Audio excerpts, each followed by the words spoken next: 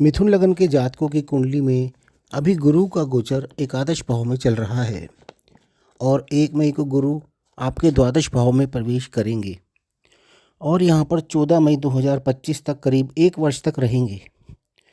अभी तक गुरु अपने जो शुभ फल एकादश भाव से दे रहे थे, अब गुरु वो फल द्वादश भाव में बैठकर देंगे, जो कि मोक्ष का भाव है, क्योंकि 4, 8, 12 भाव मोक्ष त्रिकोण के भाव होते हैं। द्वादश भाव को हम खर्चे का भाव भी बोलते हैं। इसके अतिरिक्त यह भाव विदेश व शैया सुख का भी होता है, पिता की संपत्ति का भी होता है। इसका अर्थ यह है कि गुरु आपका खर्चा जो कराएंगे अब शुभ कार्यों पर करवाएंगे। इस समय आपका या आपके परिवार में किसी का विवाह भी हो सकता है। घर में संतान का आगमन, नया घर या नए वाहन पर खर्चा हो सकता है। आप विदेश यात्रा पर खर्च कर सकते हैं या अन्य मौज मस्ती पर भी आपका खर्चा इस समय में हो सकता है। इस भाव में बैठकर गुरु आपकी धार्मिक यात्रा भी करवा सकते हैं। आप धार्मिक कार्यों पर भी खर्चा कर सकते हैं। आपके पिता की संपत्ति से संबंधित विवाद भी इस समय में खत्म होंगे तथा आपके पिता को या आपको उस संपत्ति का लाभ भी मिलेगा। द्वादश भाव से गुरु की दृष्टि चतुर्थ, छठे व 8वें भाव पर होगी।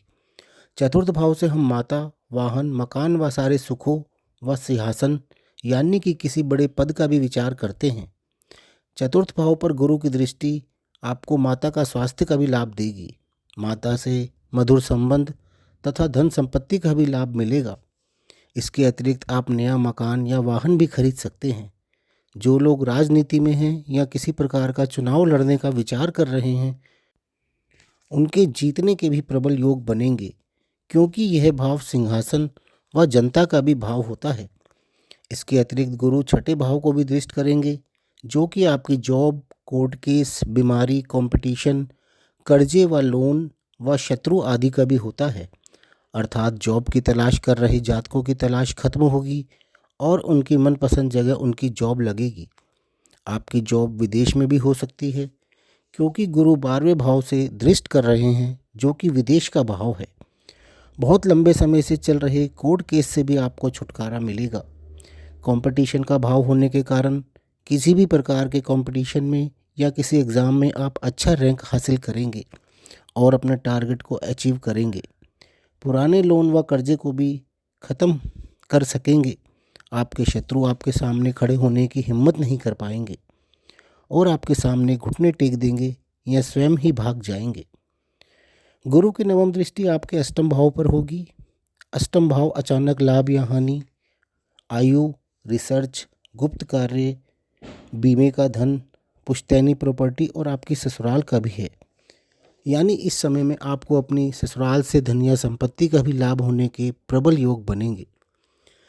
रिसर्च कर रहे लोगों के लिए भी यह बहुत लाभ का समय है। कंप्यूटर फील्ड से जुड़े लोगों का ज़्यादातर काम रिसर्च से रिलेटेड ही होता है। इसके अतिरिक्त इंश्योरेंस या सीक्रेट एजेंसीज से जुड़े लोगों को भी इस समय में अचानक लाभ होने के योग बनेंगे। आपको अपने माता पिता की तरफ से भी कोई पुश्तैनी प्रॉपर्टी का लाभ मिल सकता है।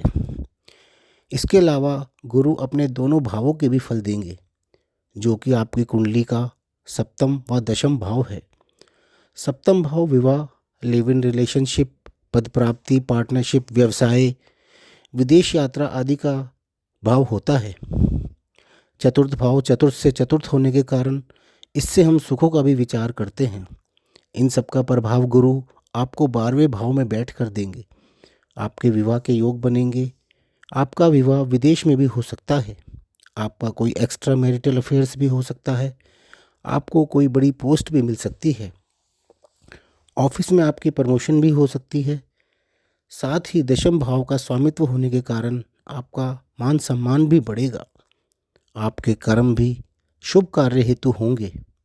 पिता के धन में वृद्धि होगी। जॉब में प्रमोशन के योग बनेंगे। कुल मिलाकर मिथुन लगन के जातकों के लिए गुरु का वृष राशि में गोचर बहुत ही शुभ रहने वाला है। तो दोस्तों, आपको ये वीडियो पसंद आए तो इसे लाइक ज़रूर कर लें और हमारे चैनल को सब्सक्राइब भी कर लें। धन्यवाद।